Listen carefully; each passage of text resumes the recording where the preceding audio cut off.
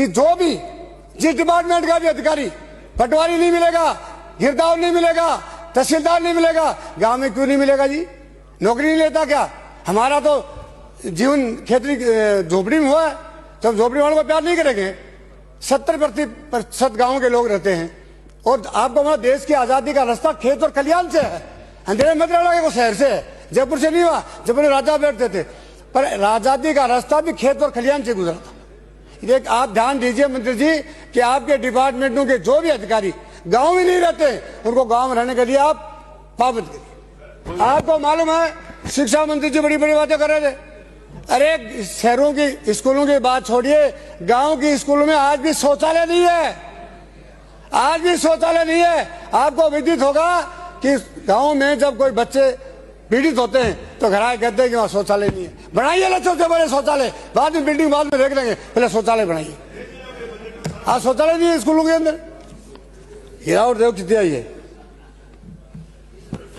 Hospital में staff नहीं, थाने में स्टाफ नहीं, तहसील में स्टाफ नहीं, बिजली बोर्ड में स्टाफ नहीं, स्टाफ है नहीं, सरकार चला रहे हैं, बजट नहीं है। कहाँ गया budget? It is your responsibility, हमारी को ना। मैं तो केवल आप लोगों को अवगत कराएंगे, मानो तो ठीक है, नहीं मानता मर्जी आपकी रिस्पॉन्सिबिलिटी। कहाँ से आएगा, कहाँ से नहीं आएगा, बजट कहाँ से आएगा? दिल्ली तुम्हारी डबल इंजन की सरकार है, अब भी अगर इंजन का आरपीएम नहीं मिले तो मैं भी क्या करा? सरकार तो डबल इंजन की बनाई थी जनता ने। आप जाइए कि साहब बजट की बहुत आवश्यकता है, पंचायत समितियों में बजट नहीं, पीएचडी में बजट नहीं। आप नगर पालिका को बजट दे रहे हो, मान लो, क्यों दे रहे हो? जयपुर तो राजा महाराजाओं ने तैयार कर दिया था। आज अगर आपको बजट देना तो गांव की खेत में झोपड़ी में रहने वाले व्यक्ति को दीजिए, जो व्यक्ति ये समझे कि मेरी सरकार ने आते ही बजट दिया। गांव में गंदगी से भरा हुआ है, नगर पालिका में पैसा खर्च करने के ये एमएलए बैठे हैं शहरों के, ये 5 करोड़ रुपए खर्च नहीं कर सकते, कहाँ करे? आप क्या करो माननीय सभापति जी, आपका बजट है, कोटा तो वैसे ही सुनहरा हो रहा है, बजट करोगे कोटा तो।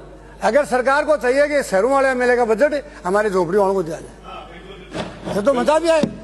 अगर आपका जो बजट है, जैसे बड़े शहरों में बस रहे हो, हमारे कोटा के हैं, जयपुर के हैं, जोधपुर के हैं, इन एमएलए को जो कोटा मिल रहा है वो अपने अपने क्षेत्र बांट दे और मिनिस्टरों को देते। काम तो मंत्रियों का तो काम ही क्या आता है, कोई काम ही नहीं आता। इसलिए मैं मेहरबानी करके गाँव की जो गंदगी है उसको दूर करने पर ध्यान दें। आरजीएस स्कीम हमारी सरकार ने लागू की थी, पर मैं आपको बताना चाहता हूं, आरजीएस स्कीम की कहानी सुनिए।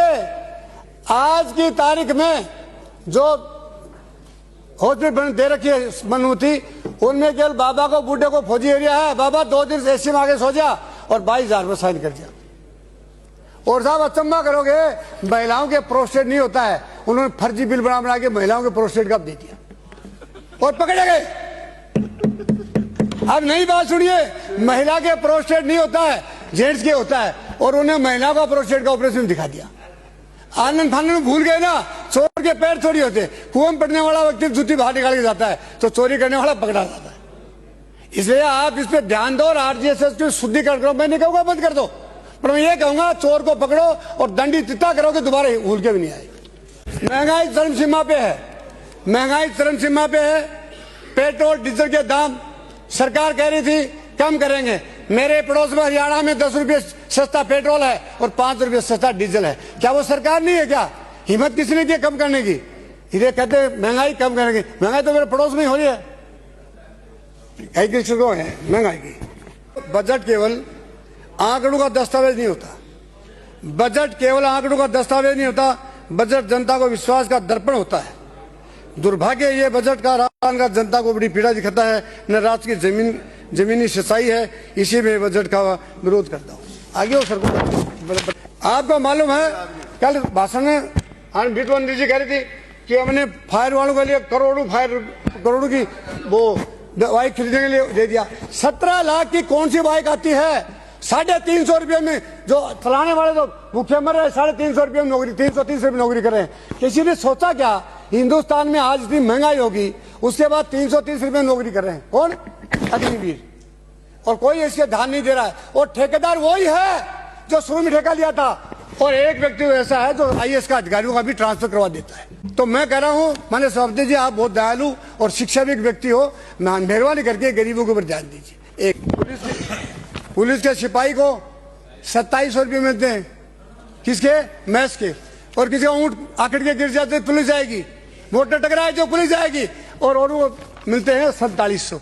इनका बेचारों को 20-30 हजार रुपये तो बढ़ा ही नहीं रहे हो, केवल पुलिस को काम में ले रहे हो क्या? इनके रुपया तो बढ़ाओ।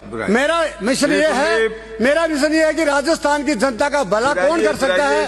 वो व्यक्ति समाज का सबसे उत्कृष्ट व्यक्ति है, और बुरा कौन कर सकता है? वो दुनिया का सबसे। और मैं ये भी कह रहा हूँ कि राजनीति में आने के बाद में जो समाज के साथ धोखा करता है, दुराचारी करता है, अपने आदमी के साथ में शिष्टाचार नहीं करता है और भ्रष्टाचारी करता है, उससे बड़ा देश का कोई देशद्रोही नहीं हो सकता।